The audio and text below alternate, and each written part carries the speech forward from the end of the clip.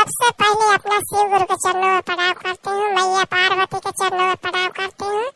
मेरा प्रणाम स्वीकार करिए। साहेब या साहेब दीदी के चरणों में प्रणाम करते हैं, मेरा प्रणाम स्वीकार करिए। सभी गुरुवान गुरु भाई के चरणों में प्रणाम करते हैं, मेरा प्रणाम स्वीकार करिए। तो शिव गुरु